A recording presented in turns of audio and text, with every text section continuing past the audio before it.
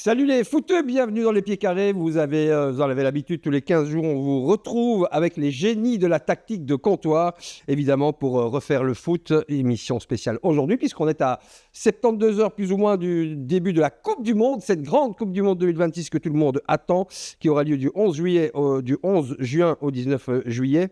Alors la composition d'équipe, elle est au complet aujourd'hui, avec donc notre Saint-Gillois Romain Renier, Gaël Brunin, Carole de service. Adri est toujours là, bien sûr, et bien présent. Le fan de Brighton, tout va bien, Adri? Ouais, parfait. Qui revient de Bruxelles. Tout comme Marco Casto, notre invité d'honneur aujourd'hui. On peut l'applaudir, les gars. Merci Marco. Bonjour à tous. Merci d'être là. Qui lui revient aussi de Bruxelles, puisque quand je l'ai contacté, il m'a donné un petit scoop.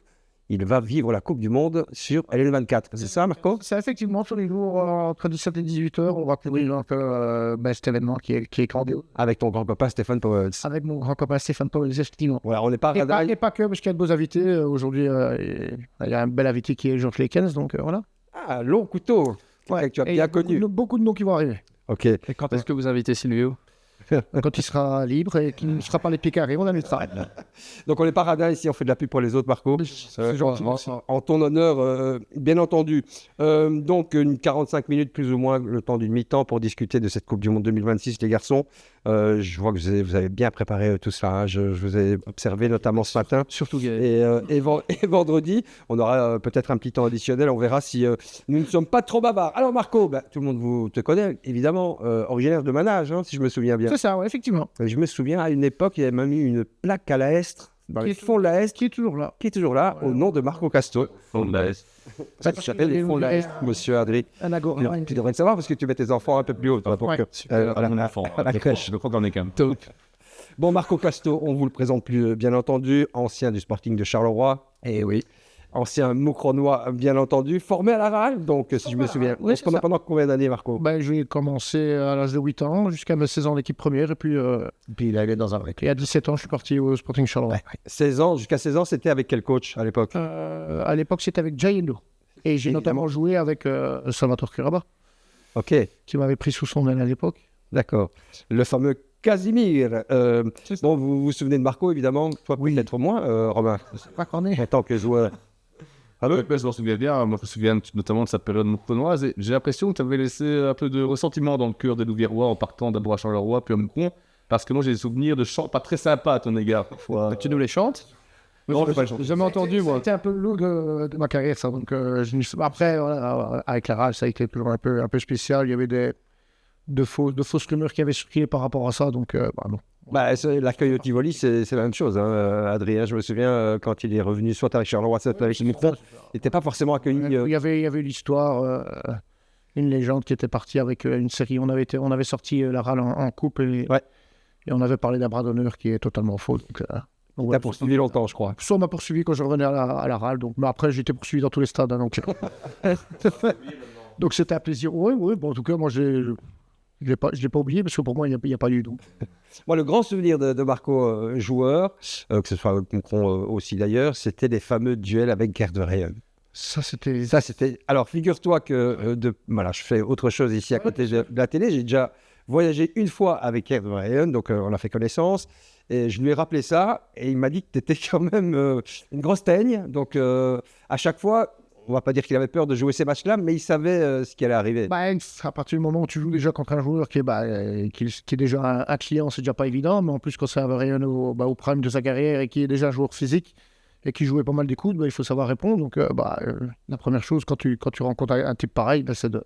T'avais les armes pour déjà sortir de ce match, notamment. Marquer ton territoire, exactement. Donc, dès la première seconde, pas la première seconde. Une minute, c'est déjà trop tard. C'est vraiment quelque chose qui m'a marqué. À chaque fois. Je me souviens même qu'une année, je lui ai ouvert le crâne. Donc, Est-ce que c'est la même époque, Marco, quand on voit aujourd'hui ce qu'est une équipe de foot professionnelle à tous les niveaux, la préparation physique, c'est plus athlétique, les données, les datas, le GPS. Et puis il y a la VAR. Je crois qu'aujourd'hui, on peut, même si, c'est un foot un peu plus physique. Il n'y avait pas la VAR qui pouvait rejeter un œil sur une phase, mais c'est vrai qu'aujourd'hui, il y a tellement de paramètres qui rentrent, comme tu le dis, la technologie aujourd'hui qui rentre en compte, les datas. Il y a même les masques aujourd'hui, les fameux masques qui vous mettent dans de bonnes conditions. Donc ça devient... Ben, c'est normal, on arrive dans une nouvelle période de technologie, c'est comme ça, en avant. Je ne sais pas si c'est spécialement bon à tout point de vue, parce que je pense qu'un joueur de foot, on a beau dire que mais c'est quand même l'humain qui est sur le terrain, et pas la machine. Donc, voilà. Je suis pour, mais pas totalement. Est-ce que c'est le même sport qu'à l'époque, à votre avis? Non, quel est votre point de vue là-dessus? Non, pas du tout. Notamment en termes de préparation physique, c'est le jour et la nuit. Même au niveau, à tous les niveaux, c'est beaucoup plus axé sur le physique, l'intensité. Alors, je dis pas, ils arrivent à faire des gestes techniques incroyables dans des enchaînements super rapides, mais poser le jeu, regarder, balancer des passes à 40 mètres ou... enfin, voilà, les joueurs n'ont plus forcément le temps de poser un beau jeu, je trouve, et c'est tout dans le physique, un peu trop à mon goût, mais comme Marco a dit, ça évolue, et puis on a affaire à des athlètes qui sont préparés comme ils ne l'étaient pas il y a quelques années, donc voilà, le fossé est flagrant par rapport à ce qu'on a déjà pu voir, mais je crois que c'est tous les sports qui évoluent comme ça. Hein.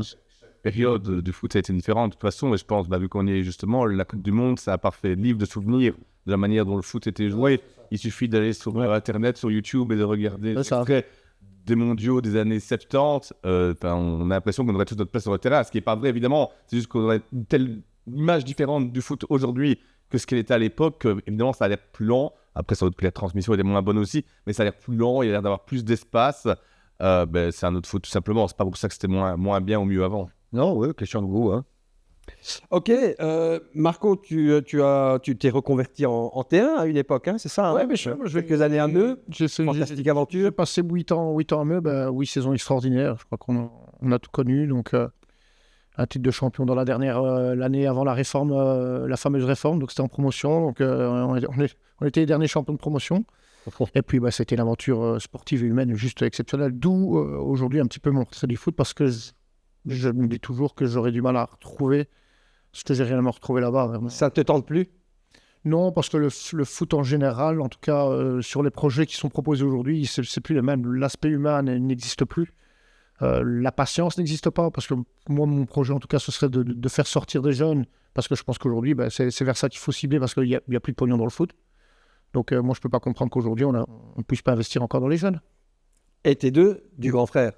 J'ai été... Nouvelle expérience à Givry. Voilà, oui, à Givry, je me suis fait piéger comme un con. Parce que là, c'était parti pour plusieurs entraînements semaine. Je sais, puis c'était les dirigeants, c'est super sympa. Puis c'était mon frère, c'était un peu l'occasion pour mon frère et moi de réaliser un peu notre rêve de travailler ensemble. Ouais.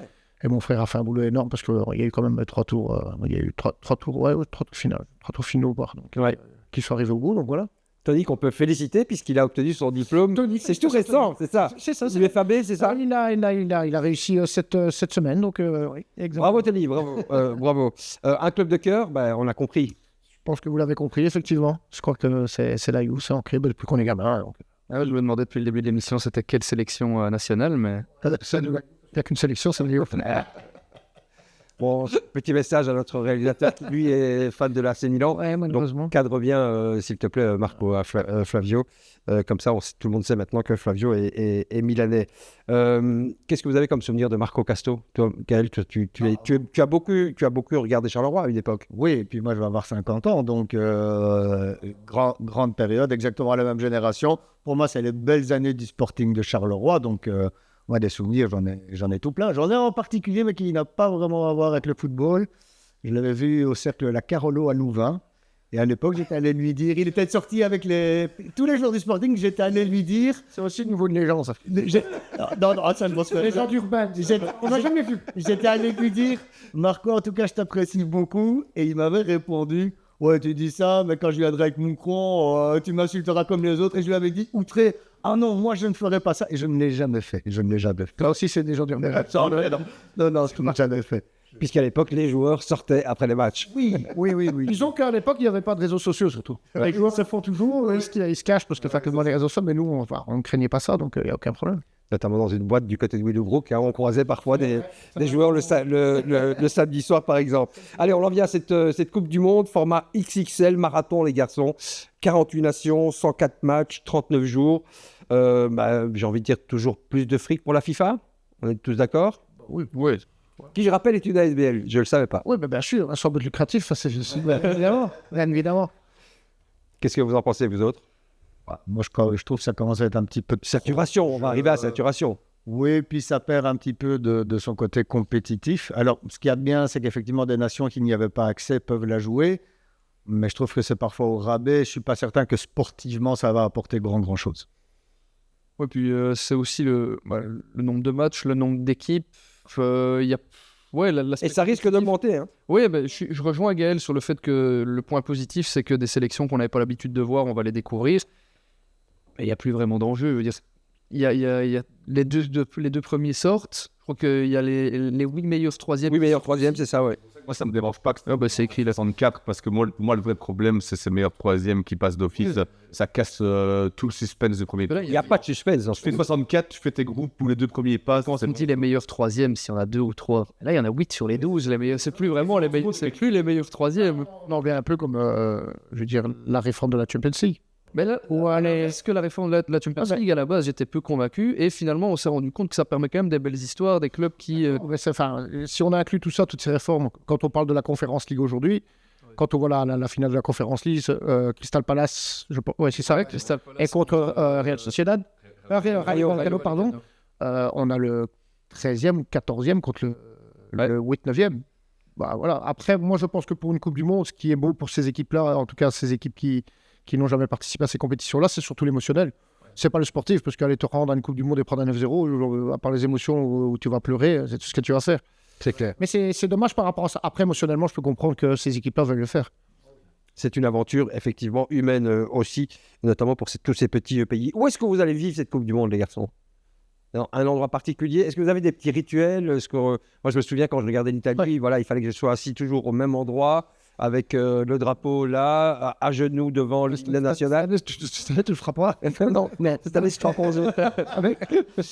Moi, habituellement, c'est avec des potes, souvent les mêmes, ou alors on trouve un point de chute. Maintenant, la seule différence ici, même si les 2 premiers matchs des Diables, c'est à 9h du soir, ça va, c'est que les horaires font que ça va un petit peu chambouler beaucoup de choses. Il y a pas mal de matchs, notamment de la nuit, du petit matin. Le 3e des Diables, je serai dans mon lit et pas à 5h du matin. Hein. Qui va se lever ici pour regarder le match contre... Je travaille ce matin-là à 6h à Bruxelles, donc la voiture, je regarderai la première mi-temps. J'écouterai. Ouais, si pour les Diables, je le ferai. Mais voilà. Voilà, si tu gagnes les 2 premiers matchs, est-ce que ça vaut la peine de se lever à 5h pour voir un match contre la Nouvelle-Zélande ? Toi, du coup, tu n'auras pas le choix. Moi, j'aurai pas le choix, non. Marco, des rituels ? Non ? Rien ? Des habitudes ? Pour potes et voilà, autour de... Soit même dans un endroit où il y a un grand écran, où c'est un peu festif. Donc, ça, je pense que c'est ce qui est le plus sympa, quoi. C'est toujours plus vert. Mais toujours avec modération. Avec modération, Manu. Toujours modération, évidemment. Alors, vous le savez que vous avez lu, je présume, tout ce qui se dit autour de cette Coupe du Monde. Il y a beaucoup de questions. On parle beaucoup de politique, avec l'Iran notamment. D'ailleurs, on ne sait toujours pas s'ils participeront, si. Si, on participe. C'est quand même particulier, on est à 3 jours de la Coupe du Monde. Oui, apparemment, aux dernières nouvelles, si j'ai bien lu, ils vont y participer, mais quand ils rentrent sur le territoire américain, c'est pour 24 heures, ils doivent s'en aller. Enfin, je trouve qu'il y a quelque chose de très très malsain dans cette histoire. Il y a quand même un contexte géopolitique, qu'on le veuille ou non, qui est quand même plus que tendu, avec justement les États-Unis et l'Iran, et que ça puisse influer notamment sur les visas. Je ne suis pas certain que l'Iran soit dans les meilleures conditions pour préparer à être accueilli là-bas. Ça me pose un gros problème. Mais bon. En 2022 et en 2018, on a beaucoup critiqué les 2 pays organisateurs, la Russie et le Qatar, à raison, hein, pour plein de raisons justement. Et j'ai quand même l'impression qu'il y a entend moins de critiques par rapport notamment aux États-Unis. Je pense que pour le Mexique et le Canada, c'est beaucoup mieux.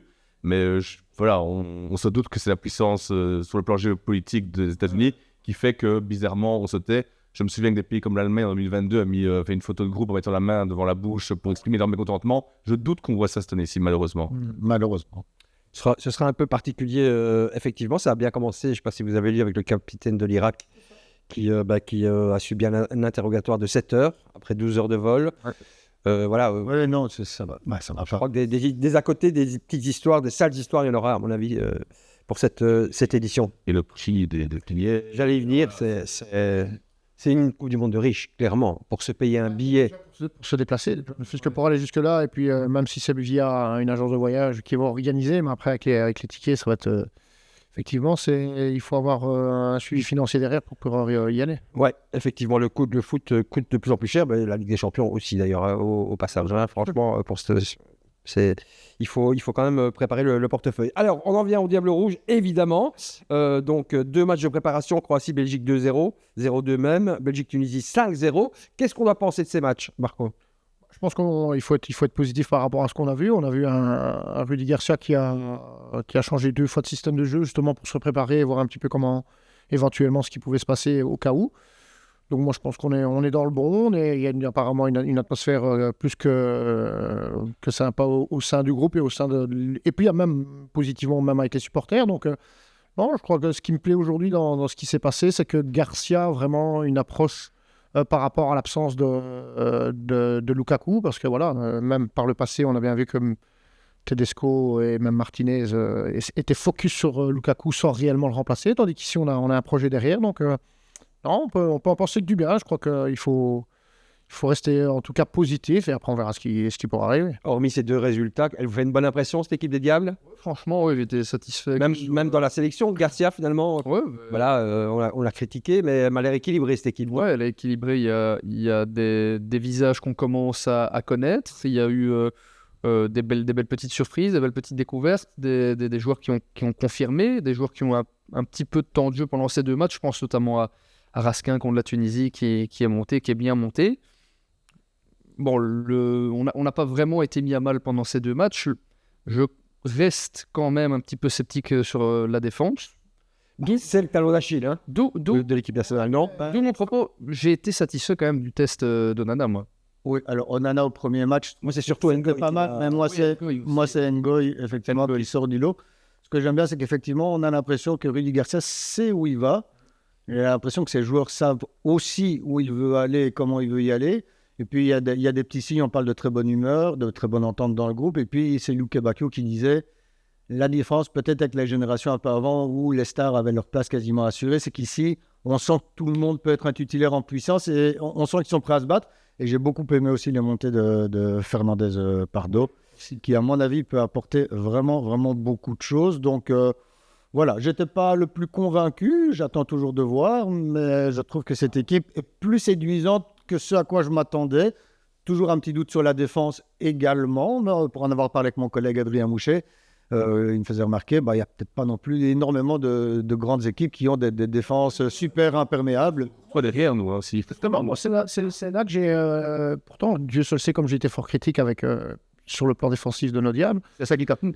Ben justement, c'est ce qui me plaît moi aujourd'hui dans cette équipe, c'est que défensivement, j'ai l'impression qu'on a des garçons qui ont grandi, qui ont mûri, qui ont pris de l'expérience, et notamment et puis il y a les nouveaux qui sont venus s'emboîter. Donc non, au contraire, moi j'étais agréablement surpris Je me dis que cette équipe est bien balancée et défensivement. Dans le milieu, n'en parlons pas parce que je pense qu'il y a des valeurs sûres, c'est sûr.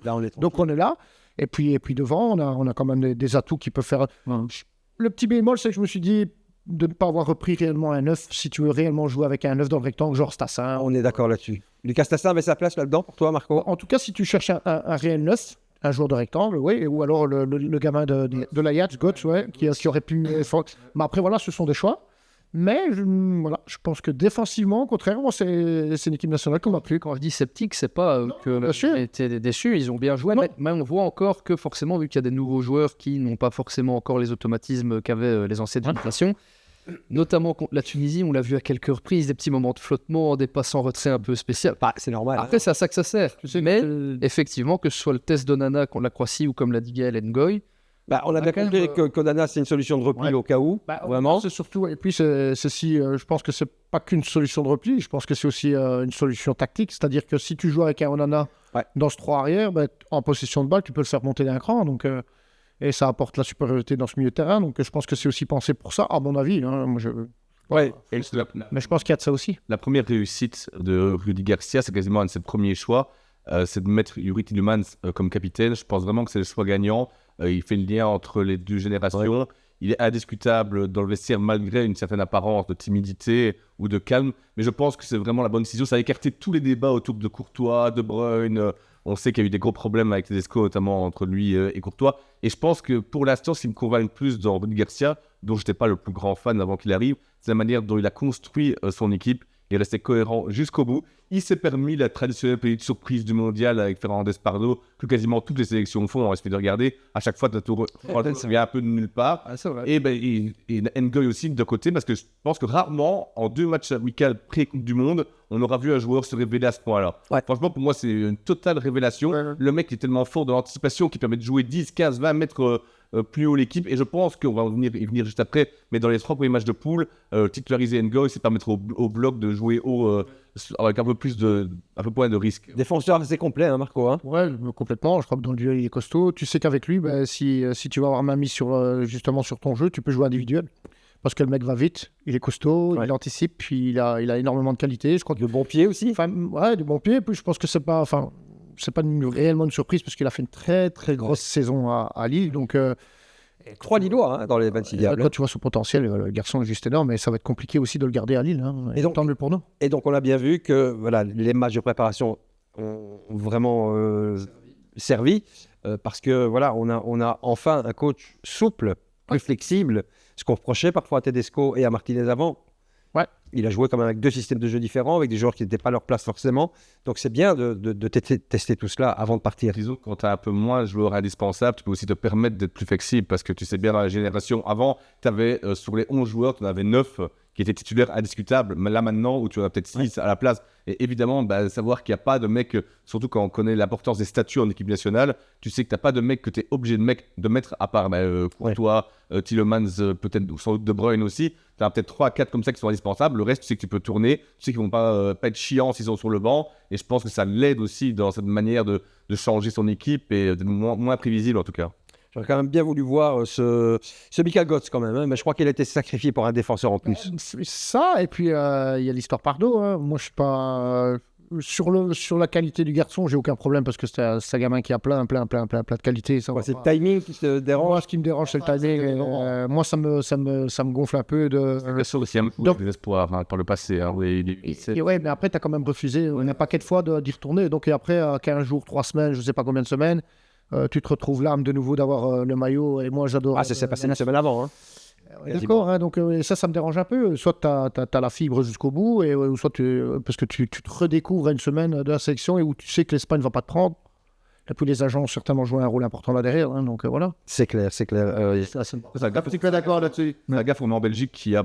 Après, déjà, on ne sait pas ce qu'il ressent personnellement. Moi, je ne me mets pas à la place des joueurs dans le choix du cœur d'une sélection. Peut-être que c'est vraiment le choix du cœur, on ne peut pas en être sûr. Et en plus, c'est un gars qui est formé en Belgique, qui a quand même beaucoup plus d'attaches en Belgique. Ça fait ce que Marco a dit. Si c'est yeux du cœur, tu choisis tout de suite. Hein. Ouais, par le passé. C'est l'influence qu'il peut y avoir aussi. Moi, je ne peux pas juger de ça parce que, alors, vous faire des débats pour toutes les sélections nationales, tous les joueurs de l'équipe de France. Je dis pas qu'il ne faut pas en profiter. Je dis pas qu'il faut pas profiter de la situation. Moi, c'est la démarche sur laquelle après son entourage a fait pour choisir. Parce que le gamin, voilà, je pense qu'il a pas assez de maturité, je veux dire, pour lui prendre une décision seule. Oui, c'est vrai que il a dit qu'il était prêt à rejoindre les Diables très très tardivement, effectivement. Mais bon, Ouais, de toute façon, Ouais, voilà, c'est comme ça. Mais profitons de ses qualités. Voilà, maintenant il est là. Ouais, Profitons de ses qualités. parce qu'il a des qualités. d'autant qu'il a l'air d'être complémentaire avec Lukaku si jamais on met les deux. Si Lukaku joue.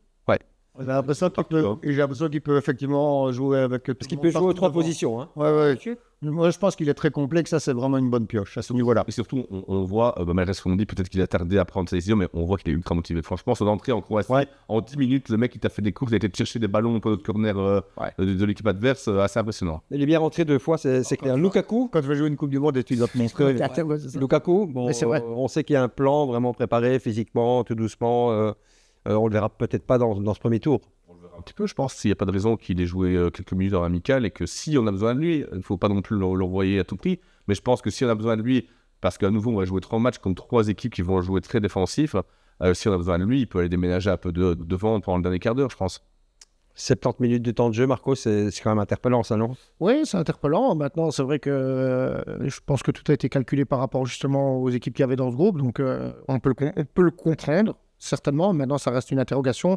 Mais quand tu vois son historique, quand tu vois ce qu'il a apporté à notre équipe nationale, tu sais très bien que sur un match, comme il nous dit, sur 15, 20, 30 minutes, je pense qu'il est capable d'emmener le monde. Si tu dois amener des ballons dans le rectangle et en appui, je pense. Donc, s'en priver aujourd'hui, je dirais non, il ne fallait pas s'en priver. Maintenant, j'espère qu'il est réellement dans les conditions où il essaie de nous faire croire.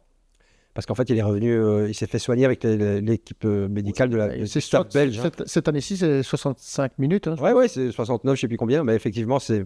J'ai du mal à croire effectivement qu'il va avoir un temps de jeu maximum, mais dans un premier temps, effectivement, s'il vient du banc, Mais il le dit lui-même. Hein, dans certaines je sais pas si vous avez circonstances, entendu ça peut pas être en tout cas un poids. l'interview après la Tunisie, il disait exactement ça. Hein. Moi, je suis là, voilà, et je sais très bien.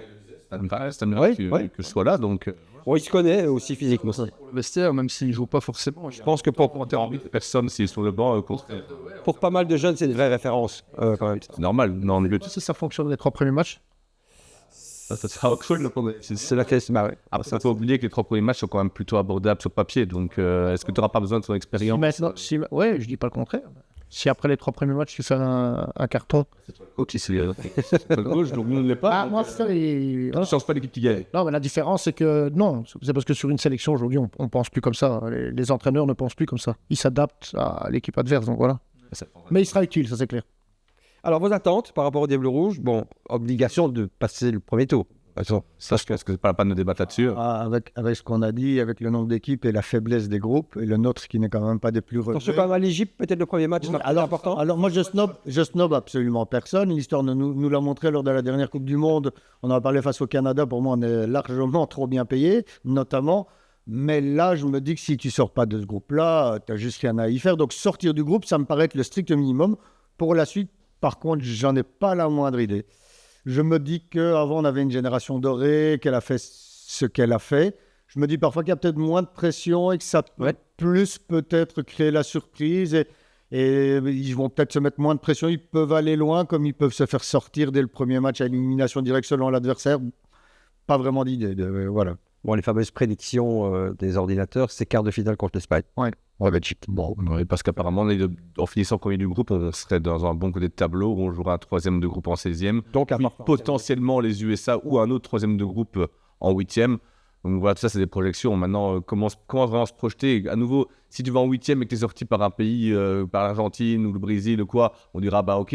Si tu vas en 8e et que tu es sorti par l'Arabie Saoudite, là par contre, ce serait une exception. Donc je pense que tout dépend des adversaires avant tout. Mais moi, je vois pas de raison de ne pas espérer au moins un quart de finale avec cette équipe-là. Ouais, puis l'histoire nous a montré aussi que parfois moins de stars et plus d'homogénéité, ça marque aussi. Donc, et en football, 90 minutes, 120 minutes ou des tirs au but, on verra bien. Ça va se jouer à chaque fois sur un match. Moi aussi, de base, j'aurais dit plutôt quart de finale dans mes pronos, mais on ne sait jamais. Avec ce qu'on a vu là dans les matchs amicaux, on ne sait jamais. Moi, je pense que ça peut être un bel outsider.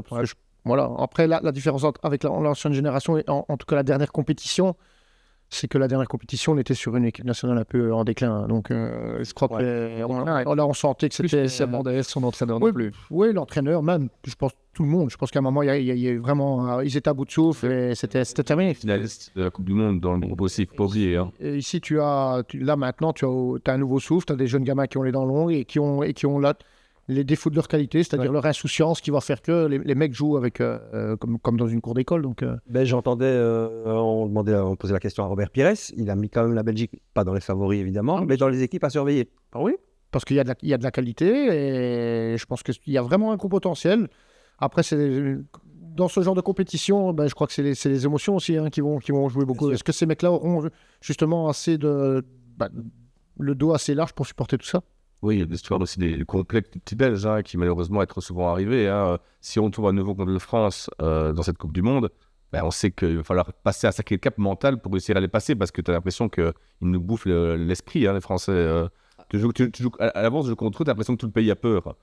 Tu peux avoir peur. Ouais, tu peux avoir peur, mais il faudrait bien les battre à jour quand même.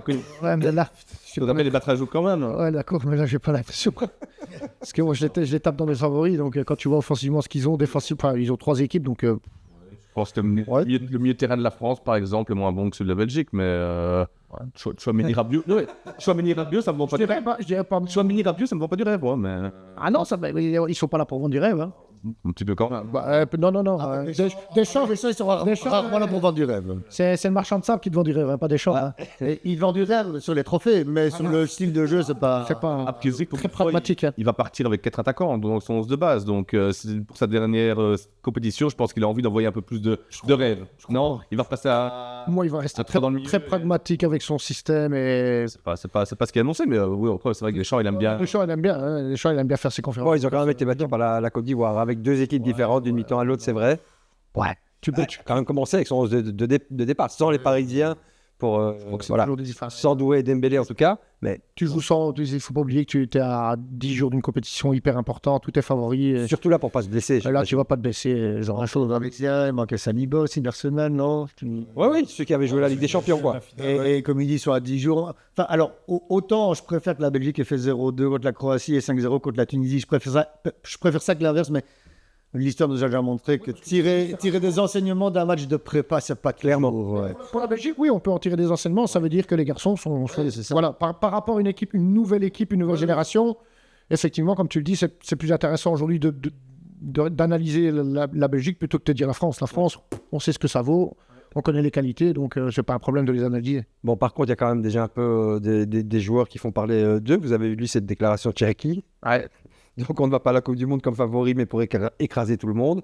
Et je crois qu'il s'est fait immédiatement recadrer par Deschamps dans les coulisses. Ça, Deschamps, il n'aime pas ce genre de discours. Non.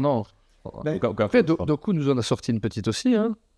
Moins agressive, mais Ils sont pas à l'abri de tout ça. Lukaku en a fait avant à l'Euro où il avait sorti. de toute façon, ça fait partie. Ils allaient jouer Non, mais avec les qu'il Italiens. fasse quand même gaffe, Cherki, parce que Oui. je pense à cette Au-delà de ça, déclaration de Mbappé avec la Coupe du Monde, et la Ligue des Champions et le PSG, ça lui revient dans la tronche mais- tous les jours. Hein. ouais, mais au-delà de ça, je comprends. Hein, qui ne peut pas mettre les Français Évidemment. dans les favoris? Et moi, grands je pense justement que cette abondance de biens devant, c'est cette abondance de qualité. Il va falloir faire des choix. Et j'ai rien contre Cherki, qui est exceptionnel comme joueur, mais j'ai l'impression que là-dedans, il va y avoir un truc qui va pas tourner rond. J'ai l'impression que ça va être difficile de gérer tous les égos entre Mbappé, Cherki, les déclats, J'ai vu l'histoire La de- qualité, elle est incontestable, mais j'ai l'impression que ça va être chaud, surtout pour faire le puzzle devant, Clairement. et qu'il risque d'y avoir des grosses frustrations, et peut-être des joueurs qui savent les exprimer. Donc voilà, notamment la déclaration de Cherki, c'est un petit peu maladroit, mais j'ai un peu peur que sur place aussi, tout ça soit compliqué à gérer pour les Français. Maintenant, on verra. Mais enfin, Cherki, je suis pas certain que ça va être facile de le museler en parole. Voilà. J'ai envie de dire, à mon avis, s'il parle pas trop, c'est peut-être pas mieux. Je ne sais pas si vous avez vu le comportement de Mbappé par rapport à Kanté. Ouais, ouais. Ça peut jouer, ça peut leur poser match problème, aux effectivement. États-Unis. C'est pas la grande entente. Hein, donc, Je ne serais pas surpris que la France soit la mauvaise surprise de la Coupe du Monde. Tout comme je ne serais pas surpris qu'ils soient en finale, hein, soyons clairs. C'est possible, de toute façon. Mais à un moment, dans une Coupe du Monde, tu as énormément d'équipes, tu as bien deux équipes qui vont se planter. Ça, c'est mathématique, évidemment, il ne peut pas avoir Ouais, mais- le quart de finaliste. Quoi. Donc, et Marco ne contredira pas, c'est le vivre ensemble surtout. C'est un mois et demi enfermé. Ouais, exactement. T'arrives dans une compète où t'es à l'hôtel, t'es enfermé. Encore plus maintenant aux États-Unis où voilà, la sécurité va être énorme, donc ça va être compliqué. Mais c'est ce qu'il va faire, c'est justement les moments qu'ils vont passer ensemble et savoir comment ça va se passer. Et si tu commences à avoir des clans, ta Coupe du Monde elle est déjà plombée. Hein, donc maintenant, je pense que ils sont assez intelligents. Je pense qu'il y a quand même des mecs là-dedans. Pour savoir de l'expérience aussi. Et Ces gars. je crois qu'ils sont tous tellement ambitieux et de vouloir mettre sur L'étoile. le maillot l'étoile et être champion du monde et surtout pour les niveaux qui arrivent que je pense qu'il y aura quand même assez de sénateurs dans le vestiaire pour pouvoir calmer les choses. Après, on en parlait tantôt, hein, il y a plus de matchs, il y a plus de risques de se faire éliminer aussi, donc on verra bien. Bien sûr. On verra bien, comme disait Adri, les deux ne m'étonneraient pas non plus qu'ils fassent un faux pas à cause de problèmes d'ego, problèmes internes, ou qu'ils gagnent la Coupe du Monde une nouvelle fois.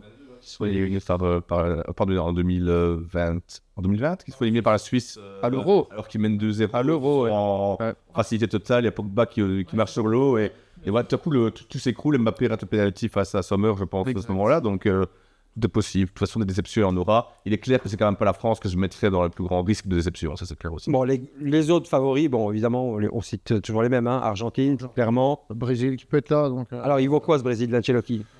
moi, je pense que le Brésil d'Ancelotti, il ne faudra pas s'attendre à avoir un Brésil à la brésilienne. Clairement. On va avoir un Brésil à À l'européenne. l'européenne et à ce que Ancelotti a toujours mis en place. Et voilà.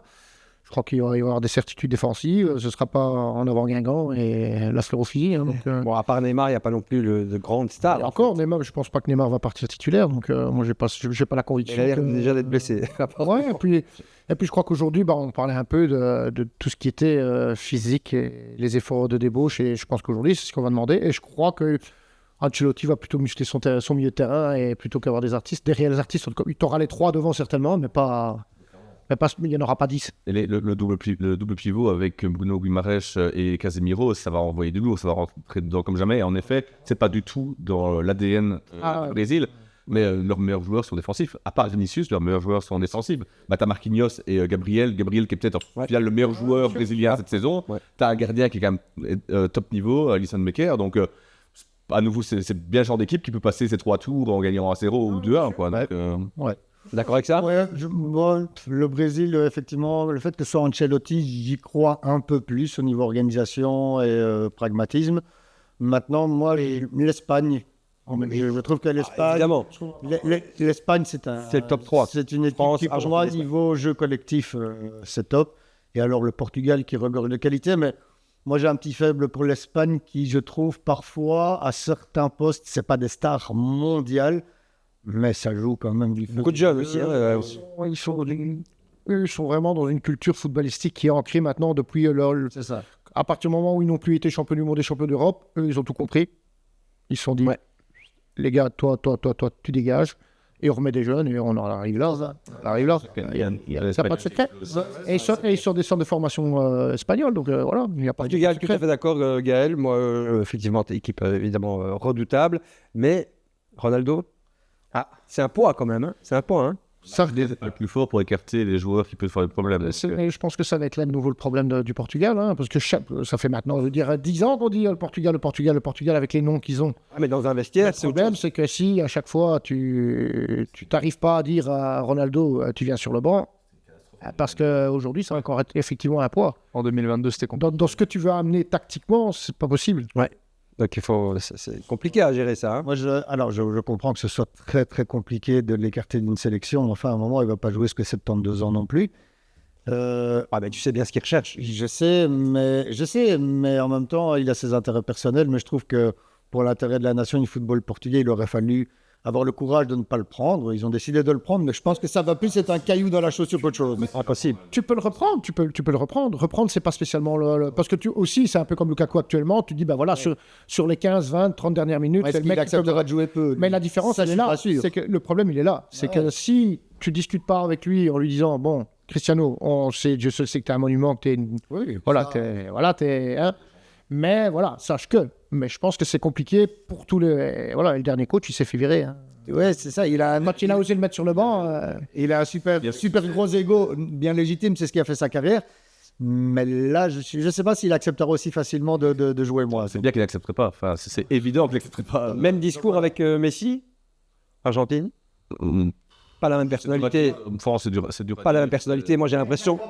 Tu as raison, c'est la personnalité qui est différente. Moi, je pense que les joueurs argentins dans le vestiaire, je veux dire, vont se mettre au service de Messi. Voilà. Ce qui est peut-être pas le cas au Portugal. Exactement. C'est pas du tout la même chose parce que Messi n'a déjà pas le même poste. Et puis Messi, ça fait déjà quelques années qu'il joue parfois en marchant et avec des petites accélérations.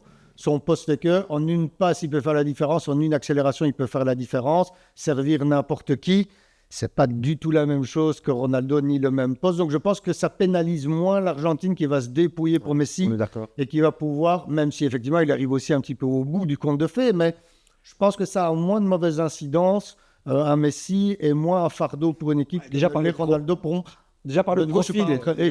Déjà par le profil et la personnalité. C'est ça. C'est le système de jeu qui fait que l'Argentine est plus dans la possession de balle et le Portugal un peu moins. C'est ça. Donc voilà, je suis personne pour dire ça, mais pour moi c'est pas du tout la même chose. C'est moins problématique Messi. Romain, Moi, je sais pas, j'ai envie de mettre une petite pièce sur l'Angleterre quand même. J'ai bien. l'effectif, il est monstrueux. Ouais, Tuchel a fait des choix et c'est un entraîneur que j'aime bien. Je veux dire, eux aussi, ils sont capables du meilleur comme du pire. Donc, Le problème, il est là avec eux. Hein, c'est le même que les Portugais. Ouais. Ils sont là chaque fois. Ils arrivent pas loin. Ils arrivent loin quand même à chaque fois. Malheureusement, il y a un moment où mais là, justement, le cerveau british reprend le dessus. Et il faut à un moment ou l'autre, parce que ça reste. C'est ça que je disais, ils sont capables du meilleur comme du pire. Ce que j'ai bien aimé avec Tuchel, c'est qu'il a quand même fait des choix. Il a quand même des grosses stars qui ne sont pas reprises. Il a privilégié lui aussi le collectif plutôt que les individualités. Donc, à voir. Je sais pas, j'ai envie de mettre une petite pièce sur l'Angleterre quand même. Ils seront présents, effectivement. Hein. Ouais, donc, pas bien. C'est marrant, British, je te regarde, t'as un air de Burgess quand même. Je l'ai entendu toute la saison. C'est vrai, il y a un côté comme ça. Hein. Compris, il n'y a aucune sélection qui a été championne du monde avec un entraîneur étranger dans l'histoire. Ah, j'avais pas vu ça. Je pense que j'ai lu ça. En tout cas, j'ai de toute façon pas d'exemple en tête. Donc, il me semble que je l'ai lu. Parce que pourtant, le mariage entre le coach allemand et le foot anglais, ça peut être pas mal du tout. Ouais. Il a fait des choix forts pour enfin, peut-être ce qui a manqué en Angleterre dans les périodes où il y avait des joueurs de Liverpool, de Manchester United qui ne savaient pas se blairer, mais qu'on prenait tout le monde ensemble. Là, je pense qu'il a fait des choix forts pour privilégier justement la vie de groupe plutôt que prendre des gars comme Cole Palmer ou Trent Alexander-Arnold qui peut-être prendrait un rôle de second couteau un petit peu moins bien. Je pense qu'il a construit un groupe en tout cas intéressant. En tout cas, pour lui, l'important, ça va être la vie de groupe avant peut-être les qualités premières individuelles. Ouais. Il va quand même y avoir 2 matchs de premier tour, de premiers matchs qui vont être intéressants quand même. C'est France-Sénégal pour la symbolique évidemment. Et puis Brésil-Maroc. C'est ce que j'allais dire, Brésil-Maroc. Hein. Ça va être, Une belle affiche. Ouais. ça va être attirant, ça, alléchant vraiment. Ouais. Quel joueur vous attendez les gars? Dans quel pays? Bon, Les stars de la Coupe du Monde, on va dire. Après, il y a toujours bien quelqu'un qui est moins connu, qui. Moi, j'ai envie de croire. Apparemment, Yamal fit. ouais. Moi, je vais dire Jérémy Doku. Ouais, j'avais. Ouais, Et pourtant, je ne suis pas le plus grand fan. Ouais, on a déjà parlé, tu n'es pas le plus grand fan, mais moi, je sens qu'il est peut-être mûr et il a fait une fin de saison à City où il est vraiment monté en puissance et en qualité. Alors, parfois, il élimine 1, 2, 3 hommes, mais son centre n'est pas toujours terrible. Mais je trouve qu'il a progressé là-dedans aussi. Il a mis quelques très, très beaux buts avec City. Il est en pleine confiance. Je pense que Doku peut faire une belle. Et alors, moi, j'espère que Harry Kane va... C'est un de mes joueurs favoris parce que je trouve qu'il est humble, il est fantastique, il travaille, il met des buts, il est collectif. Donc, j'aimerais bien qu'Harry Kane suive sa lancée du Bayern Munich et fasse une grosse Coupe du Monde. D'autres? Vous en voyez d'autres? Promise David. Promise David. Certes. Désolé. Bien sûr que je suis sérieux. Eh non, Marco, ça tourne. Tu vas voir qu'il va te mettre 3 ou 4 buts, un triplé contre le Qatar, un quintuplé contre la Bosnie-Herzégovine. Du coup, moi, j'ai peur qu'il explose en plein vol. C'est une possibilité. Il est pas à l'abri d'une blessure musculaire parce qu'il y en a eu quelques-unes. Il a fait un championnat sur tous les fronts où il a joué régulièrement. J'espère qu'on va pas le perdre en plein vol. Après, je pense que Souvent des joueurs on comme verra ça. de toute façon des Dembélé, Souvent des joueurs comme ça explosifs. Je mettrai une petite pièce sur Doué. Ouais, on parlait de la France, on parlait des joueurs. Je suis curieux de voir l'entente Dembélé, Mbappé. Curieux de voir comment ça va se passer les deux en même temps sur le terrain. Je préfère avoir ce problème-là qu'avoir 2 joueurs. Non, mais on n'a pas parlé de la Norvège par contre. C'est vrai. C'est en qualité l'équipe d'outsider en fait. Donc, dans les joueurs qui peuvent briller à la Coupe du Monde, il y a Erling Haaland. Ouais, c'est vrai. Vraiment, c'est une équipe de Norvège qui est la meilleure équipe sur les qualifs du côté européen pour cette Coupe du Monde. Un enthousiasme. Moi, franchement, je compare cette équipe un peu à la Belgique 2014.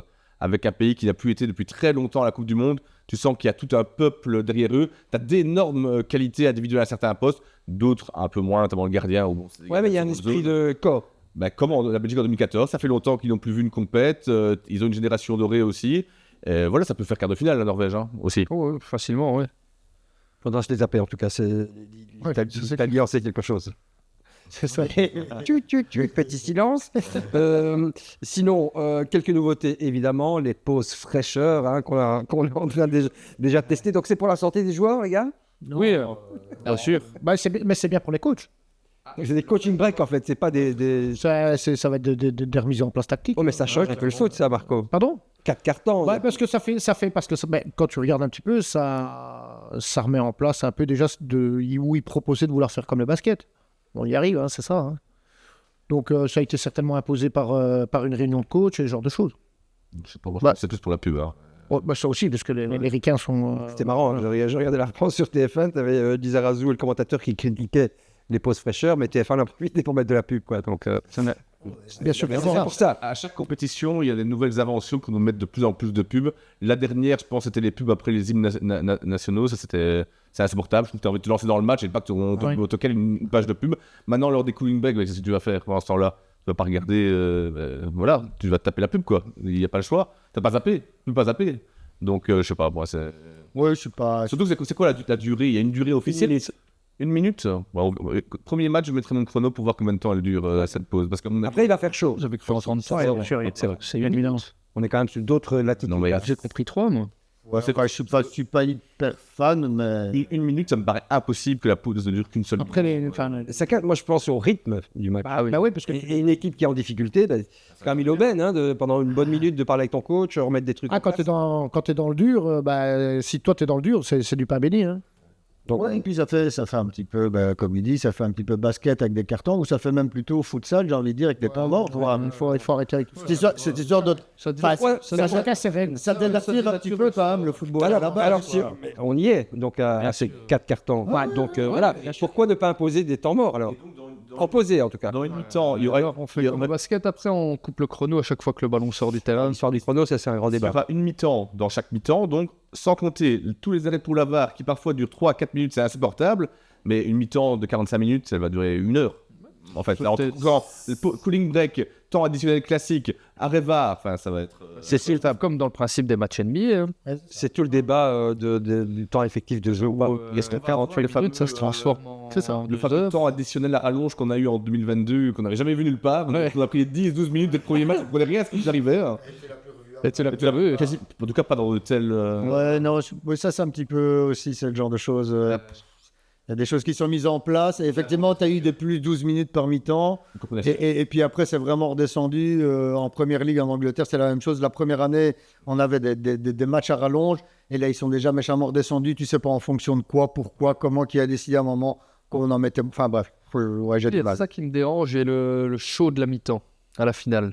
Ouais, mais c'est un Tu te retrouves avec un mini Super Bowl. C'est purement américain. Mais en tous les cas, ce temps additionnel, je pense qu'il n'aura pas lieu cette année. C'est la raison pour laquelle il y a des nouvelles règles aussi, pour combattre justement ces pertes de temps, blessures, changements, entre autres, qui permettent de fluidifier le jeu. Le jeu, ça a été testé en MLS pendant 2-3 ans. Apparemment, les résultats sont bons.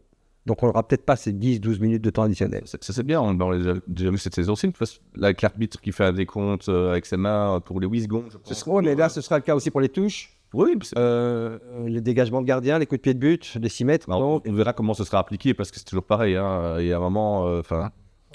Rarement vu un corner parce que le gardien prenait le ballon en main. On l'a pas encore vu, je pense. Au-delà des 8 secondes. Hein. Je pense que lorsqu'on a Très, très rare. un amical en Islande, il me semble qu'un des joueurs a mis trop de temps pour sortir du terrain et que du coup, son remplaçant a dû attendre 1 minute. C'est aussi une nouvelle Ce sera la règle. Ouais, mais ça a été vu dans un amical. Est-ce que si Messi doit sortir, est-ce que vraiment on va. Enfin, non, mais C'est comment pour juger si le mec fait semblant ou pas? Ouais, c'est ça, s'il y a vraiment mal. S'il prend un gros tampon. Mais en tous les cas, dès qu'il y a intervention du staff médical, le joueur doit tout de suite quitter le terrain Si le mec il boite. et y revenir au moins minimum 1 minute après, quoi. Si jamais c'est pas une blessure grave. Cette histoire de quitter directement, j'espère qu'ils sont prêts à intervenir avec les civières directes parce que, effectivement, si tu as vraiment mal, c'est au sol. Tu reçois un coup de coude, tu saignes. Le temps de faire ton pansement, tu fais comment? C'est sûr. Oui, c'est ça. Ouais, Ouais, c'est la mise en pratique qui va être bizarre. oui, c'est ça. Il faudrait voir ce que ça donne, effectivement. Enfin, en tous les cas, voilà, ça sera effectif. Normalement, c'était à partir du 1er juillet, mais ce sera effectif pour la Coupe du Monde. Le VAR, de nouveaux pouvoirs du VAR. Donc, corriger l'arbitre principal s'il accorde à tort un corner. Bonne chose. Mais ça des cornérateurs, il y en a 3-4 par match. Ça va être supporter, il faut tout vérifier. Enfin, on peut pas. Donc, Je ne veux pas dire que c'est une mauvaise chose, mais voilà, c'est à un moment. c'est une justice, quoi, en fait, simplement. Ouais, c'est ça. Voilà. C'est une justice, mais d'un côté. On a déjà vu des matchs qui tournent C'est pas spécialement une mauvaise chose. Moi, j'ai toujours été pour le VAR, justement pour ce souci de justice, parce que trop de mauvais souvenirs, trop de choses qui me sont restées là, en tant que supporter belge. Wilmot, et notamment la Coupe du Monde aux États-Unis, je ne l'ai vraiment pas digéré. Et je trouve que c'est souvent au profit des grandes nations, sauf au Japon et en Corée, où c'est le Japon, enfin, où c'est la Corée qui s'est fait l'Espagne et l'Italie comme ça. Le seul problème avec la VAR, pour moi, c'est ce manque de cohérence entre des décisions prises par la VAR dans l'un ou l'autre match. Et parfois dans un même match. Pour une même faute, une même situation. Ouais. Alors là, moi, le VAR, je suis totalement pour, mais je voudrais que ce soit cohérent et que ce soit unifié. Or, Notamment les les- matchs qui suivent, on peut avoir Notamment les deux fautes de main, hein, les fautes de main. Il y a ça, mais puis il y a C'est plus jamais si. et puis il y a l'interprétation. Je veux dire, il y a l'intensité. Je veux dire, l'arbitre est sur le terrain, il voit l'intensité Ouais. du geste que la VAR ne voit pas. Ouais. Donc, c'est-à-dire qu'en étant là, tout près de l'action, tu sais voir si l'intention, l'intensité, le coup. Et puis, quand tu poses le pied, comme un penalty où tu poses le pied sur et là, parce qu'il y a le. Parce qu'on touche le pied, il y a penalty, alors que voilà, il y a pas de. Je veux dire, l'intensité du choc, entre guillemets, pose problème. De base, philosophiquement, je suis contre la VAR parce que je pense que le foot, c'est un sport d'émotion. Et moi, ça me les brise vraiment d'avoir un goal que j'ai célébré, annulé 3 minutes après parce qu'il y a d'un écran. Une certaine nature de foot. Et en plus de ça, je suis désolé, il n'y a pas moins d'injustice aujourd'hui qu'avant. Les injustices, elles sont juste déplacées, tout simplement. Ok, il y a moins de trucs peut-être flagrants, n'empêche que si on remonte à chaque match, il y a toujours de la VAR, comme tu l'as dit, qui n'est pas cohérente à chaque moment. Il y a une chose qui a fort changé avec la VAR quand même, c'est que tu n'as plus de simulation dans le rectangle. hein. C'est terminé les simulations dans le rectangle. Avant, tu en avais tout le temps. Les joueurs qui allaient chercher des pénaltys, qui les obtenaient. Oui, mais elles sont sanctionnées. Non, donc ils non, le font non, plus. non, non, si t'en as. Parce qu'aujourd'hui, un joueur qui est touché, ne fût-ce qu'un petit peu, il tombe. Parce qu'il Quand sait que- tu poses ton pied sur l'orteil de. alors qu'il n'y a pas de faute. Il sait bien qu'il y a un choc, ben il tombe. Et alors, Là, il a pointe du pied. ah ben oui, parce que ça est aussi le penalty. Donc la simulation, elle y est. Parce qu'il est touché. Il sent qu'il est touché, il tombe. Ouais. Alors que tu vas me dire, bah non, il peut pas tomber là-dessus. À un ralenti très très très lent, on va voir que le pied touche légèrement le joueur et il touche penalty. Je vois pas encore c'est mieux. Hein. D'où effectivement ce que Au contraire, qu'aujourd'hui, Marco est très juste. Je trouve qu'il tombe encore plus facilement aujourd'hui. Ouais. D'où Oui, l'interpré- c'est vrai. d'où l'interprétation. Dès qu'ils sont Surtout la- touchés, dès qu'ils sont touchés. Ouais, ouais, Il n'y a plus de grosses simulations où le pied est à 1 mètre, ça on est d'accord. oui, c'est ça. Aujourd'hui, tu es touché, tu tombes. Oui, oui, c'est ça. Ok. Mais c'est vrai que le meilleur juge, c'est l'arbitre qui voit l'intensité de ce qui se passe. Donc, Tu sais, maintenant, le pied sur effectivement. le pied sur le pied, pour moi, il n'y a pas péno. Je suis qui est là-bas. Alors, deuxième pouvoir, cette fameuse deuxième carte jaune non donnée, comme il y a eu en Ligue des Champions, Bayern PSG, avec Pacho qui ne l'a pas reçu, qui aurait pu être exclu. Donc là, le VAR va pouvoir intervenir maintenant si l'arbitre ne donne pas cette deuxième carte jaune. Donc il va pouvoir lui-même aller juger. Ça, je trouve que c'est une bonne chose, par contre. Là aussi, c'est pour combattre un peu les injustices qu'on voit souvent. hein. Encore des matchs à rallonge, de plus en plus. Oui, mais à juste titre, pour le coup. Ouais. C'est quand même, les enjeux sont grands quand même. hein. Ok, André. les matchs vont durer 2 heures. C'est Possible. avec un rythme cassé à chaque fois. Mais bon, voilà, moi la VAR, j'aime pas, je leur dis. Et, enfin, voilà, bref, c'est peut-être bien pour la justice dans ce cas-là, mais moi ça m'emmerde un match qui dure 2 heures. Alors, on a tiré des enseignements de ce fameux incident Vinicius Prestiani, donc Benfica Real Madrid. Les joueurs ne pourront plus, quand il y a. Voilà, on ne pourra plus se cacher la bouche, voilà, pour éviter des insultes et autres. S'il le fait, c'est carte rouge directe. Moi, je trouve ça super bien. J'ai toujours trouvé ça d'un ridicule. Bien sûr. J'ai toujours trouvé ça d'un ridicule. J'ai voulu voir un arbitre quand même qui va oser mettre une rouge pour ça. J'attends de le voir. Ouais, si, justement, t'entends ça. Après, je te dégaine. Ah, ça, c'est d'office. Alors oui, je sais, c'est parce que tout est aseptisé, parce que dès qu'on sort un mot qu'il faut pas, là, tu parles de racisme, hein, là évidemment c'est pas tolérable, Ou d'homophobie. mais pour tout, pour des raisons tactiques, pour des ceci, et quand ils disaient des choses, je trouve ça d'un ridicule, d'un stupide, et donc leur empêcher de mettre la main, qu'ils parlent correctement en tout cas, ou alors qu'ils, enfin, je veux dire, La règle, c'est pour l'adversaire ou tu ne peux pas le faire à ton coéquipier aussi? Parce qu'il peut. Non, Tactiquement, devenir un truc. C'est pour l'adversaire. Pour l'adversaire, oui. Heureusement. Voilà, et même si tu dis un truc tactique, enfin, je veux dire, le gars qui est sur le terrain, il n'a pas le temps de dire, et puis même, Mais le problème, tu sais ce que ça va être, c'est de perdre le réflexe.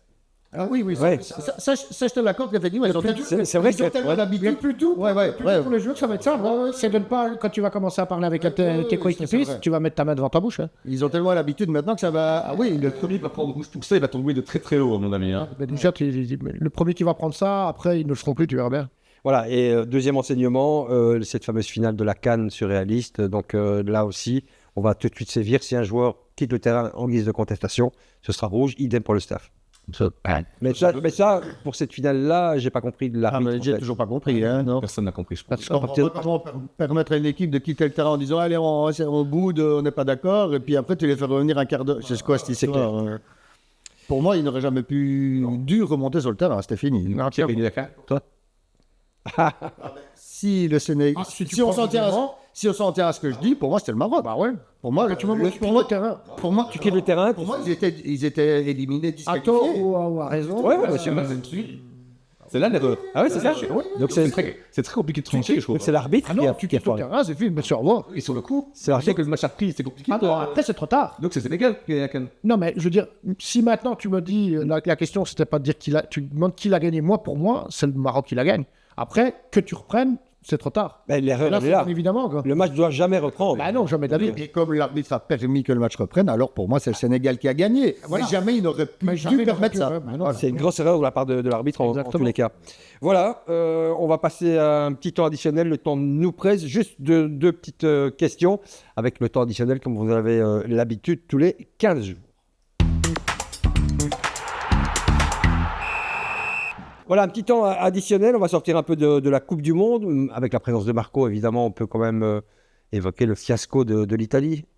Comment tu as vécu ça, toi, Marco? Comment tu l'expliques brièvement? Bah, je crois que, je pense qu'on Ça fait 3 fois d'affilée, c'est ça qui est interpellant. on l'a mal vécu, ça c'est une certitude. Maintenant, c'est pas une surprise parce que voilà, aujourd'hui, il y a rien, il y a plus rien qui a été fait pour cette Mais équipe comment ne nationale. tire-t-on pas les enseignements d'un premier échec, d'un deuxième? Parce qu'on reste dans un pouvoir politique et sportif qui fait que tout le monde s'accroche à son sacré fauteuil à la fédération et que personne ne s'est mis en question. C'est aussi simple que ça.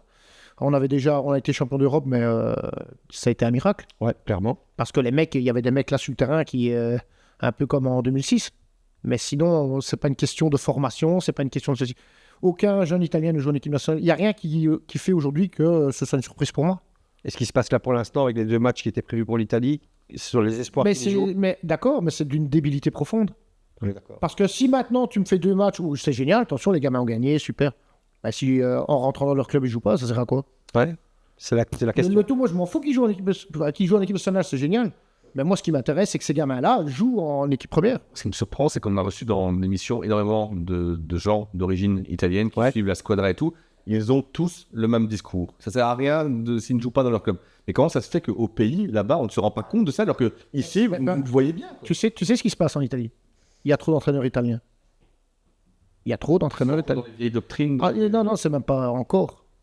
C'est pas encore. C'est comme ça, c'est une culture. C'est dans l'ADN. 24 ans, tu joues pas. Et donc fatalement, bah non. Et puis fatalement, comme t'as pas des phénomènes comme Totti, Del Piero et toute cette génération-là qui avait déjà à 20, on va dire 20 ans, un potentiel énorme, voire même c'était des génies, tu ne l'as pas cette génération-là. Donc fatalement, c'est comme ça. Mais ces entraîneurs italiens ne pensent qu'à eux. Dis-toi bien qu'un Italien, quand il se fait virer, il casse pas son contrat. Hein. D'où, regarde, tu peux remarquer, c'est un entraîneur qui se fait virer, C'est vrai. il revient après parce qu'il est encore sous contrat avec son club. Donc, et ça reste, et il revient, il repart parce qu'il est sous contrat. Quelquefois, il y a des clubs qui ont trois entraîneurs encore sous contrat. Et ils sont comme ça. Donc, fatalement, et moi je le dis toujours, il y a trop d'Italiens en Italie. Et quand tu vois, regarde comme avec Fabregas, c'est des jeunes qui jouent.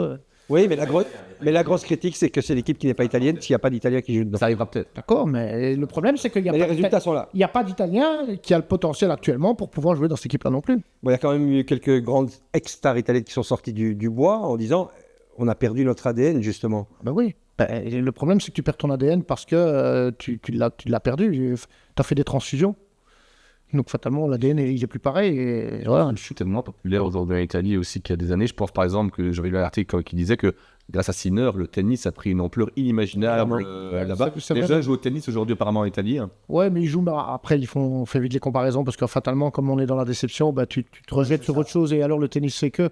Mais l'engouement populaire, il est toujours là. Le football restera toujours le sport numéro 1 en Italie. Ça a existé aussi avec le rugby, hein, avec le tournoi de destination. Ouais.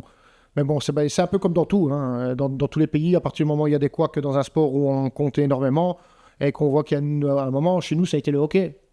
T'entends parler du hockey aujourd'hui? Ouais. Ah ben voilà, parce que t'as été déçu. On a un réalisateur de l'émission qui, à mon avis, n'en perd pas de miette. Mais tu t'es retourné vers le hockey parce que l'équipe nationale t'a déçu.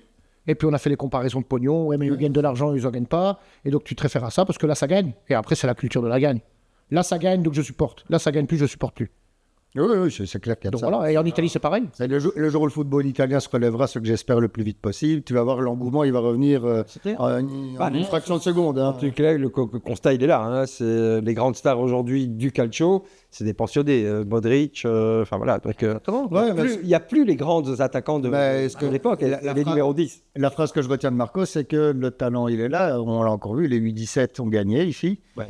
Contre la Belgique. Avec une excellente équipe de Belgique, il y a quelques bons là-dedans. Hein. Les U17 ont gagné, donc le talent est là, mais effectivement, si après il rentre en club, à 17 ans, t'es trop jeune, mais si après tu rentres en club et qu'on te donne pas ta chance avant 24 ans... Je crois que Marco a pointé vraiment le souci, c'est la mentalité des entraîneurs italiens. Un Max Allegri ne va jamais faire jouer un gars de 18 ans, même dans un match pas important du championnat, entre guillemets.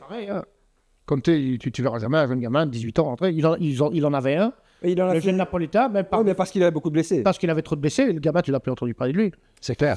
Et ils sont comme ça parce que c'est des entraîneurs qui sont très égoïstes et carriéristes. Ils pensent d'abord à eux ce qu'ils pourront faire derrière. Et méga court terme aussi. Et donc ils s'en foutent. Ok, voilà pour la squadra. Un petit mot pour terminer. Marco, toi, évidemment, la RAL te parle.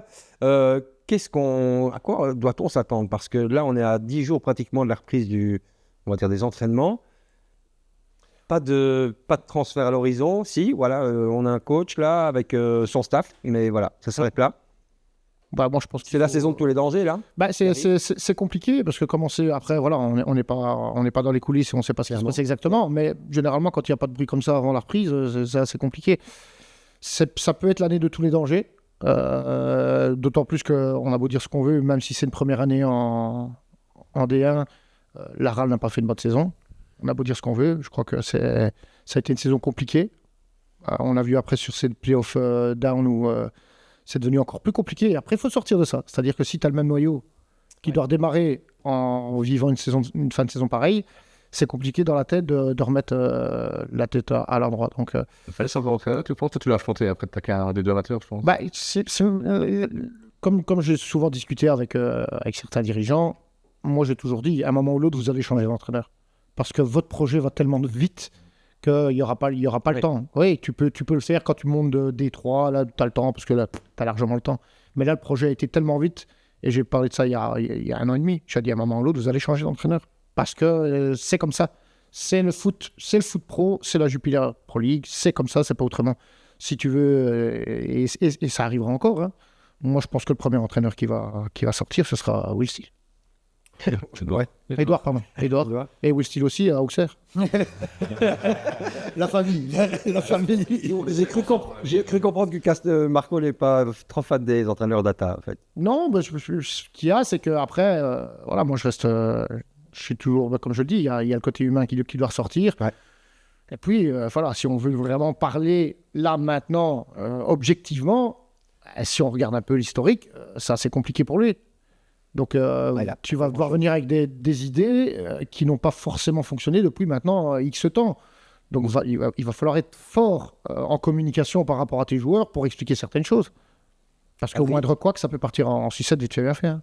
Toi, tu es le mieux informé. Doucement, Adrien. Attention, on te regarde. Non, je pense que ça va être compliqué pour Edouard Steele, d'autant que moi, j'ai rarement vu un coach arriver dans un club et se prendre une telle vague de doute de la part des supporters. Parce que, comme Marco l'a dit, les supporters non plus n'aiment pas trop, à la base, les coachs data. Ils préfèrent les coachs qui ont plus de caractère, qui sont plus meneurs d'hommes. Et en effet, ils ne traînent pas la meilleure des réputations. Néanmoins, il a une superbe carrière en tant qu'entraîneur adjoint. Il a quand même entraîné pendant plusieurs mois un club de championship qui a un budget sans doute entre 15 et 20 fois supérieur à la RAL. Donc ce club de championship a quand même choisi Edouard Steele, même si les résultats n'ont pas été bons. Bon, il a 3 victoires en 15 matchs, hein, donc c'est pas bon en effet, mais il a quand même été choisi. Donc je suppose que ce garçon-là a des qualités. Moi, j'attends de voir. Évidemment, un truc important pour moi, ça va être le calendrier du début de saison. Si tu as un calendrier aussi compliqué que cette saison-ci, que tu fais un 3 sur 18 ou sur 21 ou sur 24, là, sa position va être déjà très fragile. Par contre, avec un peu de chance, tu commences avec un 9 sur 15 et là, tout ira bien. Donc, je pense que c'est la dynamique du début de saison qui va beaucoup, beaucoup faire. Oui, moi, je pense que c'est le noyau qui va faire beaucoup. J'allais le dire. Et à ce niveau-là, Une bonne dynamique d'une saison sans bon noyau. Oui, ben donc j'attends, si vous disais, une dizaine de jours avant la reprise. J'attends à être un petit peu rassuré. Enfin, rassuré. J'attends un petit peu. Après, je pense que les joueurs, attention, hein, je pense qu'ils sont là dans les coulisses, ça doit certainement bouger. Hein. Oui, j'imagine. Je ne vais pas être rassuré parce que les joueurs qui vont arriver, tu ne les connaîtras pas. Ce sera des joueurs de division, on parle de joueurs de division 3 italienne, j'ai vu. Donc on ne les connaîtra pas, on ne pourra pas être rassuré. On sera rassuré parce qu'il y aura des joueurs. Ce qui valent, ça on le verra sur le tableau. Ça bouge pas énormément non plus dans les autres clubs. Ailleurs. Donc voilà, je pense qu'on est dans une période de vacances, la Coupe du Monde. Je pense que ça travaille aux coulisses, mais voilà. Mais c'est vrai que il y a beaucoup de choses à changer, ça c'est clair. On verra ce qui se passera du côté de, j'allais dire du Tivoli. Maintenant, ce n'est plus le Tivoli pour cette saison 2027-2028. Les gars, merci d'avoir participé. 27-28. Merci d'avoir été là pour cette spéciale Coupe du Monde. Marco, c'est un bonheur de Merci, te c'était avec recevoir. plaisir, On merci rappelle, beaucoup. vous pouvez les retrouver sur LN24. À partir de 17h, effectivement. Pour la pub, c'est quotidien, Merci. ça, en fait, pour Ouais, toi, Marco. du lundi au vendredi. Donc, ça y est, tu as trouvé un job d'été, quoi. Oh, c'est ça, ouais, un flexi-job. Ah tiens, oui, c'est vrai, c'est dans l'actualité. Allez, on se retrouve à la rentrée. Vous retrouvez évidemment l'émission sur notre site et sur YouTube, onglet podcast bien entendu. Bonne Coupe du Monde, bel été à tous, bon repos et à bientôt. Ciao. Salut.